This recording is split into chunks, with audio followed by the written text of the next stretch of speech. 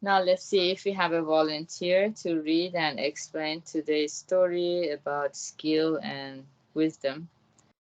Um, Number 56, Savoring Jingoro's Sculpture, Skill and Wisdom.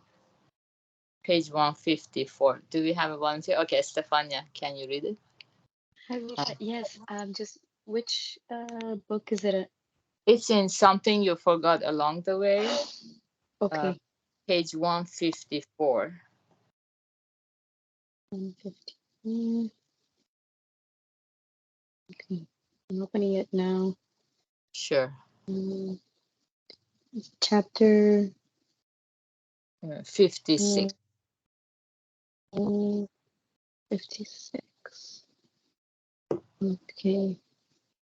Do you need me to share the screen or it's okay like this?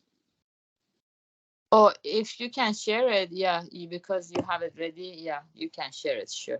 It's a good deed. I didn't have it with me Uh, on a digital. okay, let me see. Oh, that's nice I'm of going you. to try. Does this work? Oh, let's see. It takes like a second or something. Oh, I don't see it. It's dark. Oh, okay. Maybe it might be hard to. Okay, Okay, then maybe not. let's read it. Okay, read it and explain it for us. Thank you. Sorry, it's on my phone and it doesn't have good. Oh, so it's difficult Um, to read. Uh-huh. just okay. There we go. Number 56. Savoring Jingoro's sculpture, skill and wisdom. One of the greatest sculptors of all time was Hidari, left-handed Jingoro, who carved the famous sleeping cat at the Toshogu Shrine in Nikko, the ascending dragon at Ueno's Kaneiji Temple, and many other famous works. His contemporary Kikuchi Kagoro was ranked his equal in those days. Competing for top honors is only natural. In baseball, chess, and many other fields, spectators enjoy watching competitions and rooting for their favorite team or player. Gradually, competition between factions favoring each of the two artists heated to fever pitch. People began to clamor for the situation to be resolved. Two sculptors can't both be the best. Let's settle it once for all. When the matter came to the attention of the shogun, he summoned the two men and said, "Let us see which of you is the greater. Carve me a mouse on the spot." The two sculptors set straight to work and finished in no time. Both carvings were so lifelike that they seemed about to squeak and run off. It was impossible to choose between them. The shogun was stumped until a retainer with a quick mind whispered in his ear, "Cats are experts on mice. Why not let a cat do the deciding?" The shogun gave a nod of approval. Without further ado, the two carved mice were set in different places in the room, and a cat was released to go after them. It went straight to Togoro's mouse. Everyone thought that the contest was over, but in the next moment the cat dropped that one and sprang upon Jingoro's mouse instead, and carried it off in its mouth. The rafters rang with applause and shouts of admiration for the masterful achievement. Togoro's mouse was carved out of wood, Jingoro's out of katsuobushi, a dried fish product sold in wood-like blocks. Skill is not the only mark of a true master.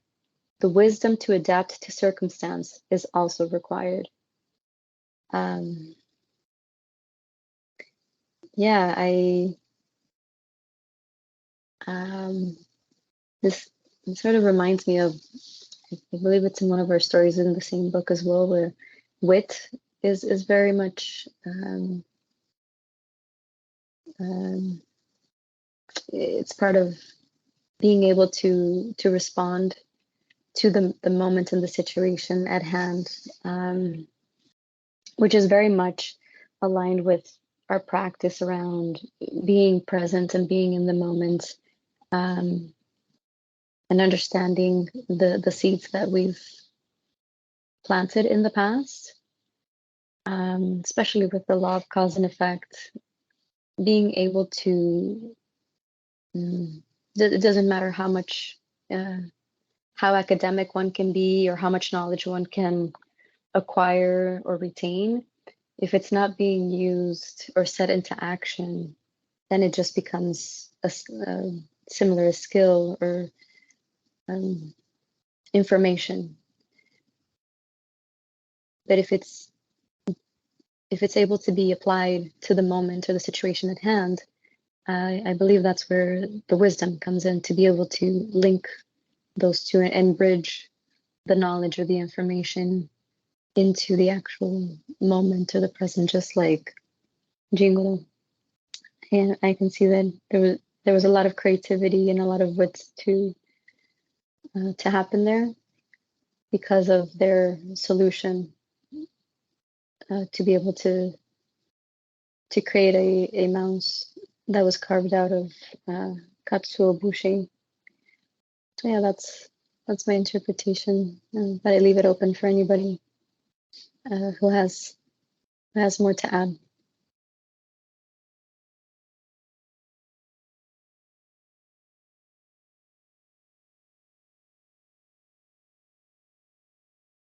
I like that interpretation.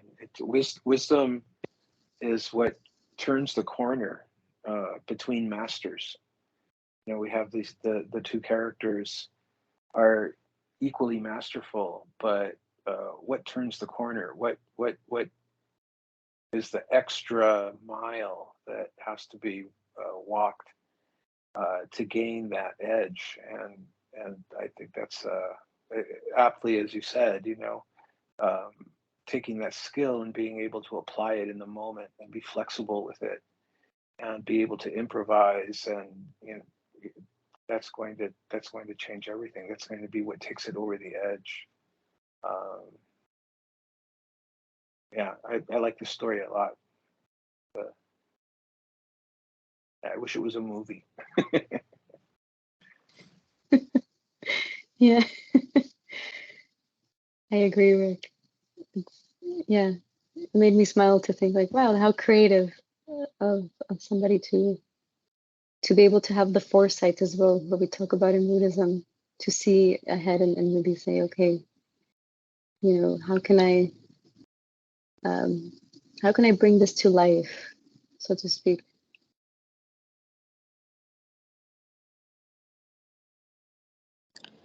Okay, very well. Thank you, Estefania, for reading and explanation, and Rick also. Yeah, so the wisdom, the skillfulness, you know, when we come to think of the good deeds that people practice, we can all be honest with ourselves and examine our intentions. Why do we do what we do? So the more we go in alignment with the law of cause and effect, like Estefania explained, so the more we acquire this kind of insight or foresight or wisdom, skillfulness, the more we care about why people suffer, why do I suffer, the more sincerely we struggle with these questions, the more wisdom we will acquire. It's kind of sad that, you know, most people, they do good deeds with the intentions of profit or fame, wealth or fame. So in that sense, it's very superficial because that's all they want. But if we really want people to be liberated from suffering, it's like a physician who doesn't give up until he or she makes that medicine that cures the ailment. So it goes a lot deeper because the level of care and concern is that much deeper. And therefore the wisdom, the skillfulness, the foresight to see ahead becomes also deeper. So that's the pleasure of the soul that people who walk this path will get to savor. And it's going to be difficult to talk about this pleasure with people who haven't started their journey yet. But of course, everybody is going to move in that direction. There are early bloomers and late bloomers. So thank you again, and it's been great to have you all with us. It's nice to go forward on this path together. Yeah, we have Kodama Sensei's talk at 7 p.m. today, Sunday, and have a restful evening, everyone. Bye.